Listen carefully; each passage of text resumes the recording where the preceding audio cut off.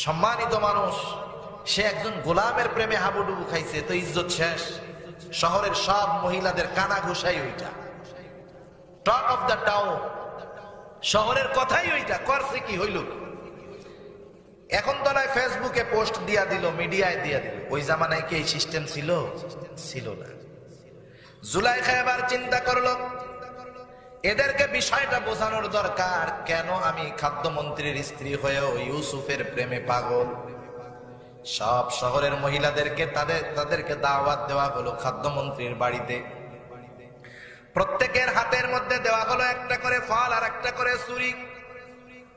তাদেরকে বলা হলো, যখন তোমাদেরকে আদেশ করা হবে তখন তোমরা তোমাদের হাতের ফলগুলা ছুরি দিয়া কাটবা। প্রত্যেকের হাতে ছুরি এবং ফল। জুলাইখা এবার ইউসুফ আলাইহিস সালামকে তাদের সামনে হাজির করলো। সবার নজর ইউসুফ আলাইহিস সালামের দিকে। আদেশ করা হলো, যার যার হাতে ফল আছে ছুরি দিয়া কাটো। মহিলারা ফল কাটা শুরু করলো। ইউসুফ আলাইহিস সালামের দিকে তাকিয়ে, ফল কাটা কোথায়, নিজেদের হাত কেটে জর্জরিত হয়ে গেল রক্তে। কিন্তু ইউসুফ আলাইহিস সালামের সৌন্দর্যের মাধুর্যতার মধ্যে তারা এতটা বিমোহিত, হাত কাটতেছে কিন্তু ইউসুফ আলাইহিস সালামের চেহারায় মুগ্ধ হয়ে হাত কাটা টের পায় না।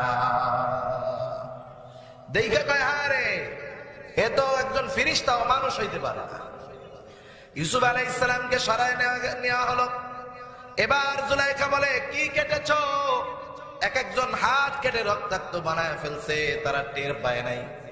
আমি আপনি যদি সুই দিয়ে একটু খোঁচা দেই, ব্যথা লাগবে নাকি? নিজের হাত নিজে কাটা যেন তেন ব্যাপার না। কিন্তু ইউসুফ আলাইহিস সালামকে যখন দেখছে, তার সৌন্দর্যে এতটা মুগ্ধ হয়ে গেছে, ফল কাটার পরিবর্তে হাত কেটে ফেলছে কিন্তু টের পায় না।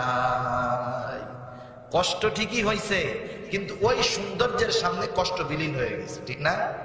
আচ্ছা, আপনাদের এলাকায় লাইটে যত আলো, মনে করেন 1,00,000 ওয়াটের একটা লাইট জ্বালানো হচ্ছে, আর সুন্দর মতো সূর্যটা ক্লিয়ার ভাবে উঠছে। 1,00,000 ওয়াটের লাইটের কোনো দাম আছে? সূর্যের আলোর সঙ্গে কোনো বেল নাই, কোনো দাম নেই। সূর্যের আলো পড়ার সাথে সাথে ওইটা ছোট্ট একটা ওই খেলনার মতো হয়ে যায়।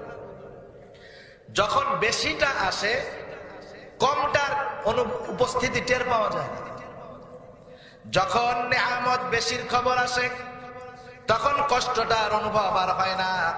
মুমিন বান্দার তো মৃত্যুর কষ্ট হবে, কিন্তু জান্নাতের সুসংবাদ যখন শুনবে, মৃত্যুর কষ্ট হবে কিন্তু জান্নাতের সুসংবাদ পাওয়ার কারণে ওই মৃত্যুর কষ্ট তার অনুভব হবে না।